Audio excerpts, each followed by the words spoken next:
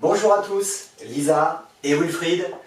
En cette période de confinement, nous avons reçu quelques demandes pour apprendre les gestes de premier secours, quoi faire en cas d'accident domestique ou même de départ de feu. Nous avons décidé d'y consacrer quelques mini-séries sur ces différents thèmes. Aujourd'hui, nous allons voir pour débuter quoi faire en cas de découverte d'une victime inconsciente mais qui respire.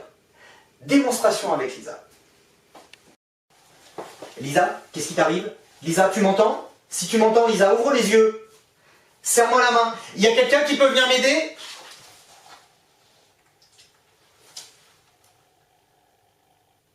Ok, merci.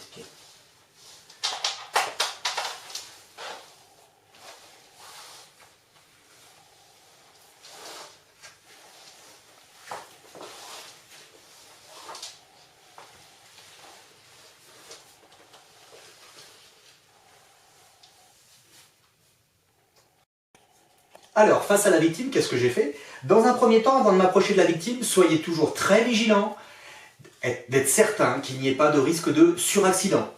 La victime pourrait être en contact avec un appareil électrique, il pourrait y avoir un risque de chute de quelque chose, un ouvrier sur un chantier, pourquoi pas. Soyez toujours très très vigilant. À partir du moment où vous savez que vous pouvez vous approcher de la victime, tout de suite, la première chose à faire, et tout simplement, c'est de lui parler. Lisa, tu m'entends? Si tu m'entends, ouvre les yeux, je lui pose une question simple, j'agite un peu ses épaules, et dans un deuxième temps, un ordre simple, serre-moi la main. À partir du moment où elle ne répond pas, à partir du moment où elle ne vous serre pas la main, votre victime est donc inconsciente. Et là, il y a risque. Quel est le risque? Premier risque, la victime est inconsciente, chute du tonus musculaire, la langue de la victime risque de tomber au fond de sa gorge, l'empêchant de respirer. C'est le premier risque. Le deuxième risque, si ma victime vomit, elle ne pourra pas expulser son vomissement. Pour ça, dans un premier temps, nous allons vérifier qu'elle respire. Elle est inconsciente, on ne sait pas si elle respire. Je vais lui basculer la tête en arrière. Je vais lui ouvrir le menton avec 2 doigts. Je regarde rapidement dans la bouche, éventuellement s'il n'y a pas un corps étranger, la victime a pu s'étouffer avant que j'arrive. Et je vais pencher ma tête, approcher ma joue de sa bouche, écouter, sentir et regarder s'il y a un mouvement respiratoire. Je vais compter dans ma tête 10 secondes. Petite astuce, vous comptez 1 Mississippi, 2 Mississippi, jusqu'à 10 Mississippi. Si dans les 10 Mississippi, vous avez au moins un mouvement respiratoire, votre victime respire. C'est bon signe. Deuxième chose, on ne peut pas la laisser dans cette position, je vous l'ai dit, risque de vomissement, risque que la langue chute en arrière de la gorge. Donc on va la mettre sur le côté, ce qu'on appelle la PLS. Pour ça, je vais m'écarter un petit peu de ma victime, elle porte des lunettes, je vais lui retirer. Ça évitera de lui casser un verre, ça évitera de la blesser. Je vais poser les lunettes à l'écart. Dans un deuxième temps, de son côté, je vais la tourner vers moi. Je vais prendre le bras et le mettre à l'équerre, main en direction du sol.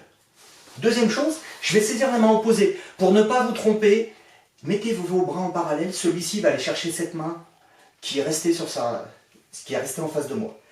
Je prends sa main, je colle le dos de sa main contre l'oreille. Les doigts touchent le sol et on est main contre main. À quoi va servir cette position? À lui faire un oreiller en fait, un coussin de tête. L'idée, c'est de respecter un alignement de la colonne vertébrale. Je ne sais pas pourquoi ma victime est au sol.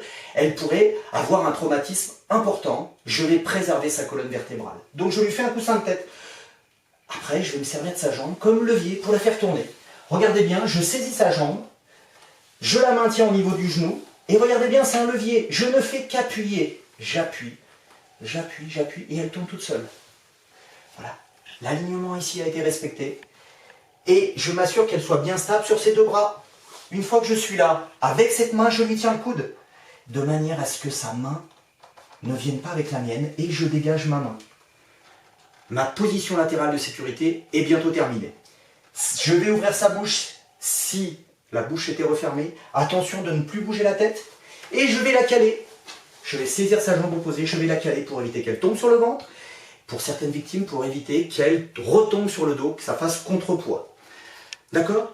Éventuellement, je peux couvrir ma victime si elle a froid. Je peux la protéger dans un intempéries. Et puis à la suite, on va voir qu'évidemment, il va falloir prévenir les secours. On résume ce qu'on vient de voir. Dans un premier temps, vous avez découvert une victime, vous vous êtes assuré préalablement que vous pouviez vous en approcher sans risque, pas de risque de suraccident.